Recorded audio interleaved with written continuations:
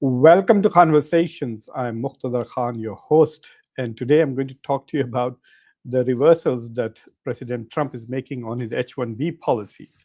And not only on H1B policies, on international students policies. So he had made two pronouncements in the past few days, which have completely riled up his base. The MAGA is completely frustrated by Donald Trump's reversal. It appears that he is surrendering to lobbyists, and especially to technocrats and big donors, and changing and reversing policies. And in many ways, he is also abandoning and, shall we say, betraying the trust that the MAGA people had placed in Donald Trump.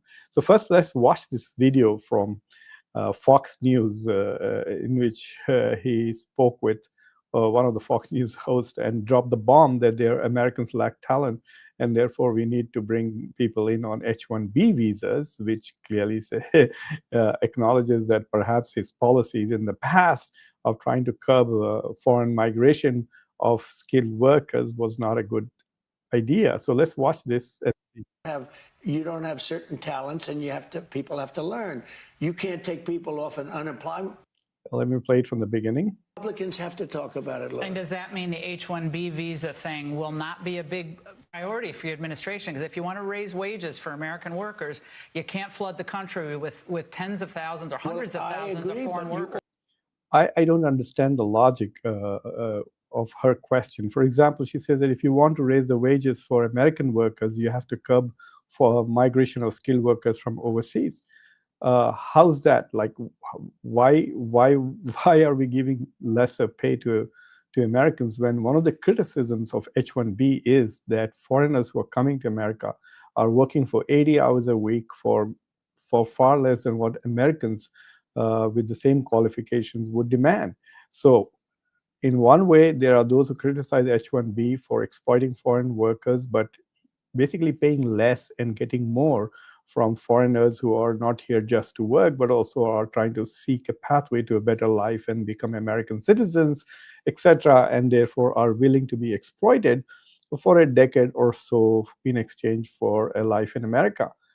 So her argument that by curtailing H-1B visas, we will raise wages for American workers does not make sense, because if those American workers had the skills that American companies were looking for, then they would have got those jobs. Can't flood the country with tens of thousands or hundreds of thousands of foreign workers. You also do have to bring in talent. When a country... Oh, this is where it got really, really rough. We have talented people here. No, you don't. We don't have talented people here? No, you don't have certain talents, and people have to learn. You can't take people off an unemployment line and say, I'm going to put you into a factory where we're going to make missiles, or I'm going to put you... How did we ever do it before? Well, I'll give you an example. In Georgia, they raided because they wanted illegal immigrants out. They had people from South Korea that made batteries all their lives. You know, making batteries are very complicated. It's not an easy thing. It's very dangerous. A lot of explosions, a lot of problems. They had like 500 or 600 people, early stages, to make batteries and to teach people how to do it. Well, they wanted them to get out of the country. You're going to need that, Laura. I mean, I know you and I disagree on this. You can't just say a country's coming in, going to invest $10 billion to build a plant, and going to take people off an unemployment line who haven't worked in 5 years, and they're going to start making missiles. It doesn't work that way. Republicans have to talk. So this is the point that he's trying to make, and he's arguing here, saying that, look, we just can't take any random American who is unemployed from the unemployment line and just put him in a high-skilled position. So they can't be making missiles, is his way of saying that, look, we need people who have high skills in coding, in computer sciences, in economics and finance, etc. So that's why we are bringing in talent, and we just can't just generate that talent. So for the first time, instead of saying American workers are the best, American factories are the best, Americans are the best, blah, blah, blah, he's suddenly acknowledging. So how did this happen? So Donald Trump, even in his first term, and I looked at it and I was quite surprised by his record. So in his first term, he did try to essentially curb the H1B thing. And it was surprising that, he came up with this idea of Buy American, Hire American.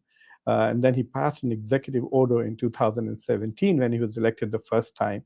And he tried to restrict, for example, he reversed the sequence of the lottery. So in the past, apparently, the 20,000 visas for people with master's plus degrees were issued first, and then the lottery was conducted for 65,000 people. And now he reversed that.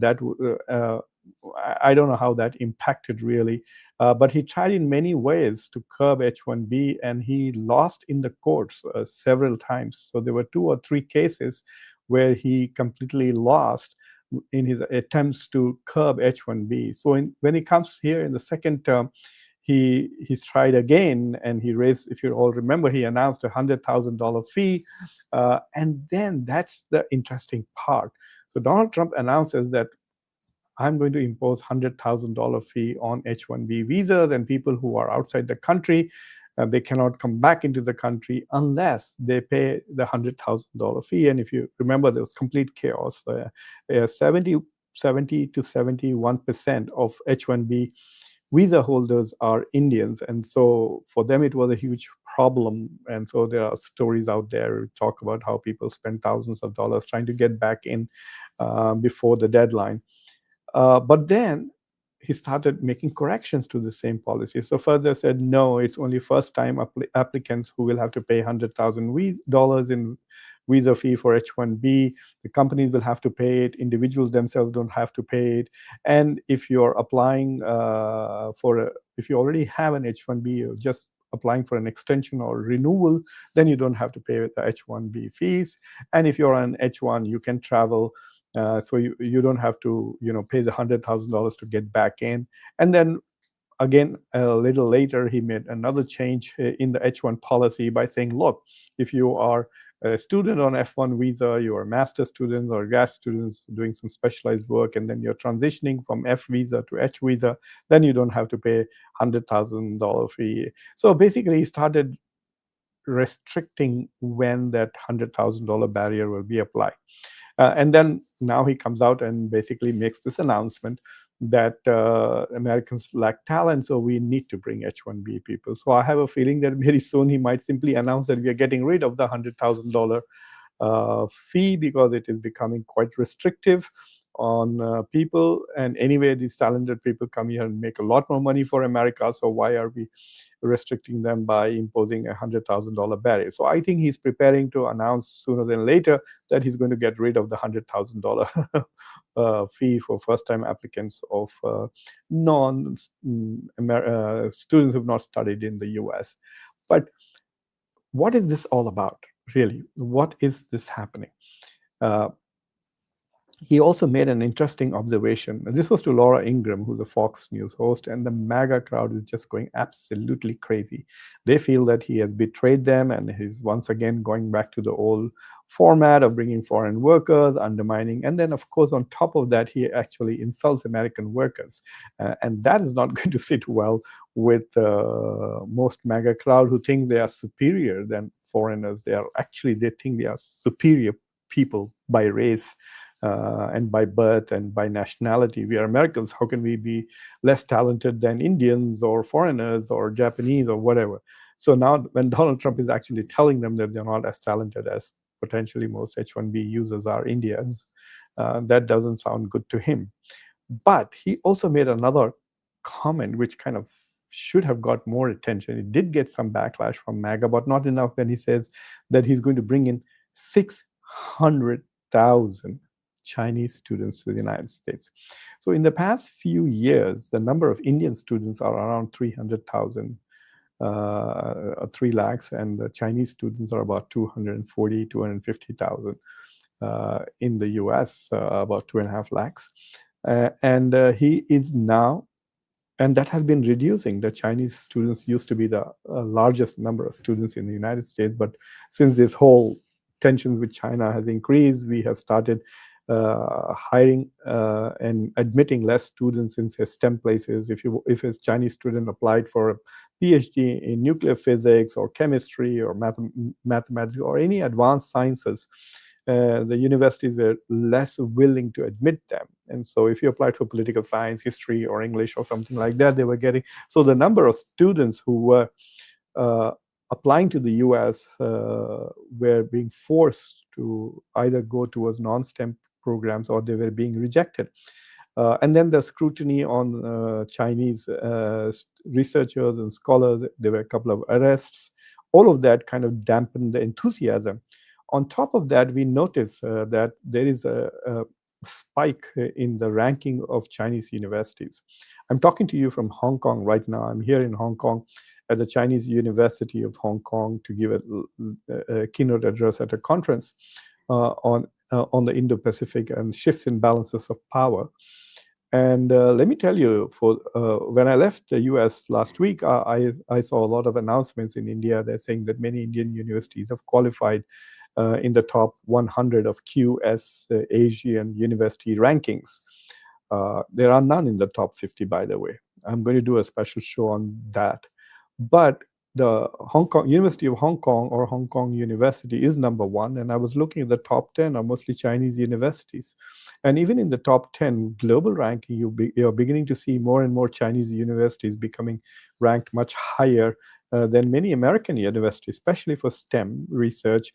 In fact, I was listening to the CEO of NVIDIA, and he was saying that 50% of all AI researchers, top-notch AI researchers, are now in China, and a lot of research on AI is happening in Chinese universities.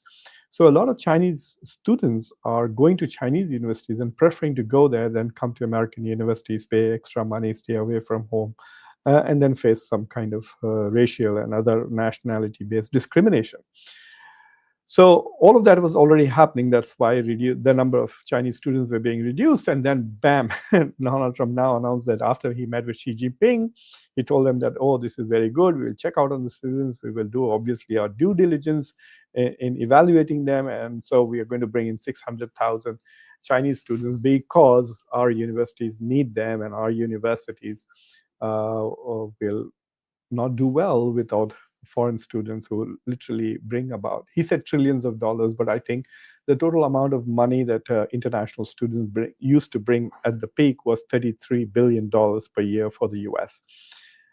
So right now, Donald Trump has done two things, which is reversing his policy in his viewpoint on H1-B and on international students. And that has really driven the MAGA crowd completely crazy. They feel they have been abandoned.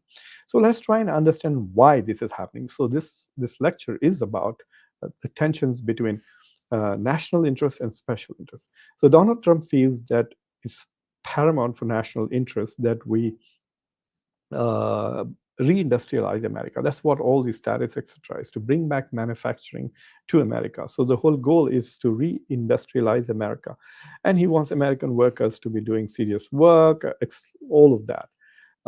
But American corporations, that is in the American national interest. That is what people like. It is also in the interest of a vast number of Americans who feel that they have become irrelevant in their own country because foreigners are coming and taking the best of jobs and going to the best of universities and getting higher paid positions. To some extent, that is true. But Donald Trump, in his second term, in spite of all his rhetoric during the campaign of placing America first, has consistently placed special interest first. So, for example, he said, I will get out of Ukraine because it's not in our national interest, which I agree with him. But he's still involved. He's still trying to bring peace to Ukraine. He's still imposing sanctions like he did on India in order to protect Ukraine. He's still selling weapons. I'm sure they're giving it at a discounted rate, or even doing it in such a way that the American public is not able to fully understand the extent of US support for Ukraine. So they're giving weapons to Ukraine, they're giving support, diplomatic attention, and then, of course, we saw with the case of Israel, this is clearly Israel first foreign policy in the Middle East, attacking Iran, giving, again, billions of dollars to the Iranians, to the Israelis, getting involved, compelling countries to try and recognize, forcing Kazakhstan in a way, or incentivizing it to join the Abrahamic Accords. All of these policies are Israel first and not America first. So the MAGA crowd is saying, what the heck are you doing? We elected you because you kept saying America first, America first, America first. And now it appears that it's all about special interests. So I think that all the tech guys like Elon Musk and Larry Ellison, the owner of Oracle, who's helping him by buying TikTok. So all of these who are also very pro-Israel tech billionaires who gave a lot of money to Donald Trump have basically said, look, we need this talent. If you want to be competitive with China, if you want to stay ahead, if you want American companies to do well, we need to bring these talented people to America. Otherwise, we will lose our profitability. We will lose all of this. So I think someone has sat down and he has listened. And so he now understands and says, oh, we don't have the talent. And so he's trying to explain to Laura Ingraham that, look, I just can't take anybody and put them in a high-tech position. I can't take somebody off the unemployment line and get them to make missiles. That's not going to happen. So we are in that kind of a situation right now where Donald Trump seems to be reversing all of his pronouncements, which were MAGA oriented and America first. When will he realize that, yes, these policies are wrong? Yes, the reason why I'm having to reverse so much of my H1-B policy is because my initial position was fundamentally wrong. And now then on international students, he suddenly, when is it going to dawn upon him that America's strategic advantage, America's competitive advantage comes from American universities, America's research, America's staying ahead, whether it is in artificial intelligence or robotics or any other form of medical health research. If you want to stay ahead of China and other countries who are stepping up into the realm of research, the research has to come from American universities, and American universities have been magnets.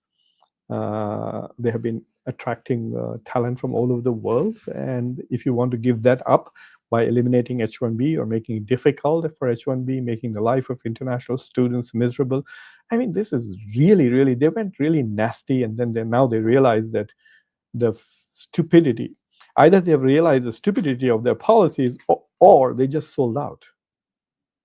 And they need a lot of money to try and win in the midterm. And so these corporate billionaires are saying, look, we're going to give you money, but we want H1B. We're going to give you money, but we want international students coming here. So that's why he's reversing. I hope he's reversing these policies because he's understood the wisdom or lack of wisdom in his original position. And look at his approval ratings. I'm going to close with that. Then I will look at your comments and your questions. So this is his approval rating. This is today's The Economist. So nearly 300 days in his first term, his approval ratings is minus 18%. This is stunning. And so only 39% Americans approve. This probably is a measure of, this is lesser than the total number of Republicans in this country. So this is the MAGA crowd. 39% still approve of him and 57% disapprove. I mean, there are 4% people who are not very sure. So this is really going down. You can see the chart. His approval ratings are completely going down. So this also must be something that is worrying him, that if my approval rating stays so low going into the midterm, then he will become a handicap for kind of people who are running for elections. On top of this, the Epstein climate crisis seems to be gaining momentum, and emails are now being leaked out which suggest that Donald Trump may have spent some time, we don't know for sure yet, with one of the victims, but very clearly that Donald Trump is mentioned quite a bit in the emails. And there are people who feel that once the videos and photographs, etc., are released, which are part of Epstein files, it might be extremely detrimental to Donald Trump. But I think it is going to be detrimental to most of the American elite. And of course, one of the reasons to hide this is because of the Israeli connection. Once again, America is placing Israel's interest ahead of America's interest. And so in order to protect the fact that there was some kind of Israeli connection to what Epstein was doing, blackmailing American leadership, they are trying their best to hide this. And unfortunately for us, the leading person, along with Pam Bondi, the Attorney General, is Kash Patel, who spent 2 or 3 years promising to unveil everybody who was hiding behind who was hiding Epstein's crimes, etc. Now, Kash Patel, who became the FBI director to expose everybody behind the Epstein pedophilia ring, has become the leading protector of pedophiles in this country. It's such a sad story. These people have no self-respect, no integrity. They should have quit their jobs if Donald Trump had made them demanded something which was against the mandate for which they took those jobs. So that is all I have to say for today. I know a lot of Indian viewers are more focused on what's happening in Bihar. Bihar's election results are coming out. I don't follow India's domestic politics that closely. And you must have seen that I did a few shows on the Delhi blast, and I wrote a couple of articles on that. And so one of my articles was just published in the Diplomat, which I shared on the post section of the YouTube channel. So you should take a look at it. So let's see if there are any interesting questions or comments from you all, and then I'll be happy to answer them. Greetings to you, Aryan. White Elephant, what a nice handle. I will talk about the Bihar elections once the results are out. And oh, okay, this kind of comments are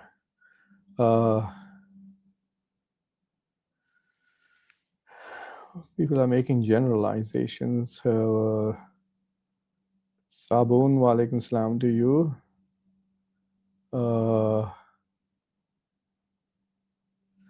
White Elephant.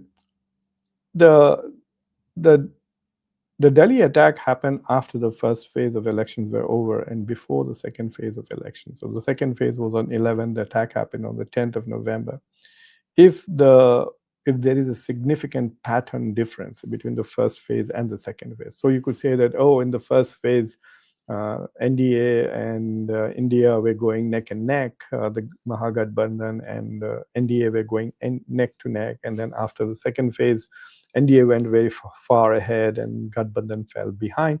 If something like that happens, then you can say, yes, the Delhi attack had an impact on the Bihar election. But if the pattern of voting and in the first phase of the Bihar elections and the second phase of the elections were similar, identical, then you can say that, well, the bombing did not have any impact on the elections.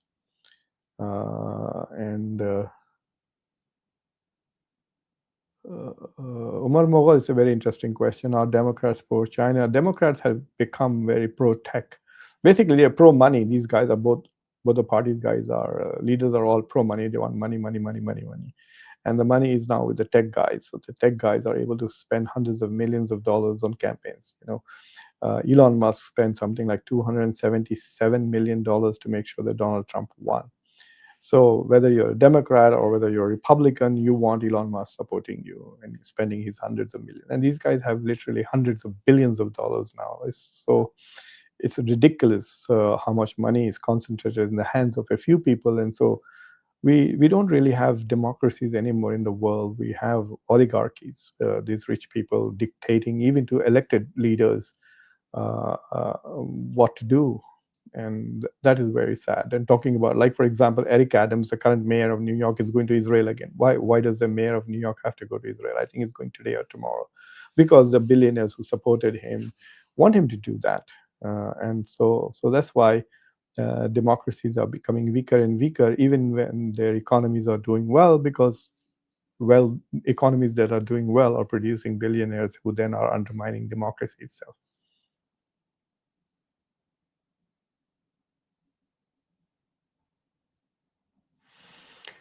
Akshat Subra, you don't know how hard my kids worked. And they worked all the year round. And I can tell you definitely they worked very hard. And they work very hard as faculties, as American professors. We work very hard in research. I do all the time. You should see how much work I do. So I completely disagree with this whole idea that Americans do not work hard and only Indians work hard. I've seen what Indians also do in India. They may work hard here, but certainly not in India. And once they get into IITs, they're not working that hard. They're not doing that much research at all. So this whole generalization that Indians work hard and Americans don't. No, Americans build a country. Americans build a country which Indians are leaving during Amrit Kal and going away. if you open the doors, I think half of India will come here to the country that Americans have built. So be reasonable in your accounts. Yes, in this one small field of tech-related and medicine, the Indians are doing well at this moment. And they're not doing well in India. If they're so brilliant and so hardworking, why come to America at all and face racism? Stay at home and build great companies there.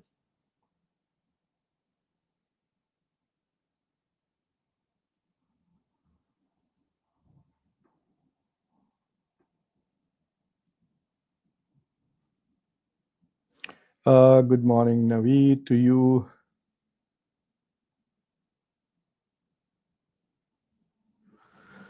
China and Russian students are very hardworking. That is true. I don't know about Russians, but we have a lot of Russians and East Europeans who do very well in sciences, lots of professors here. Chinese, of course, have dominated in many of the fields. Chinese Americans have also done well, both in academia as well as in the tech sector. So, I mean, there are people who are doing well. There are lots of Pakistanis who do well in medicine. In fact, the best cardiologists, the best pulmonologists in the state of Delaware are both of Pakistani background. So yeah, there are people who are doing well. There are also, they come less. Many of them stay in their own countries because they're not running away. The best talent from India is leaving India.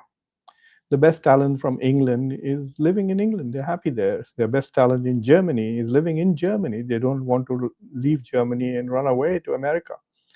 So people don't see that. Indians don't find India worth living in. So they will go anywhere. They go to Australia, to UK, to America. Indians are going everywhere but staying in India. So the best of Indian talent is out there, whereas the best of other talents is staying back home. Here in Hong Kong, I'm meeting a lot of people who are brilliant people in Hong Kong universities. They're not running away to America. They're not spending every day of their time trying to see where American universities are. I met several American Hong Kong professors. Not one of them has asked me, how can I come to America?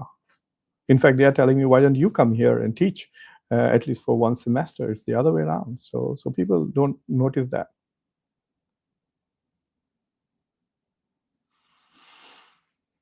I don't know about Kash Patel because he's not elected, but Mamdani's election shows that American elections are fair and that Americans are open-minded. Yes. Yes, I'm still live. Sabun, what are you thinking of Delhi's bomb attack? You must be worried.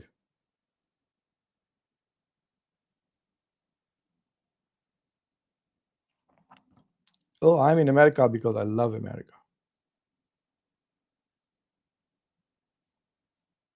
All right, guys. Thank you for watching Conversations. It's taken time out, and I'm off to go to my conference here in Hong Kong, and then I might, in the evening, once all the results are announced, join a couple of channels in India to talk about what's going on with the Bihar elections. But until then, take care. If you've not already subscribed to the channel, please subscribe to the channel, like this video, press the bell icon, and don't forget to share it with your socio-political network. Until next time, I'm your host, Muqtadar Khan. Take care.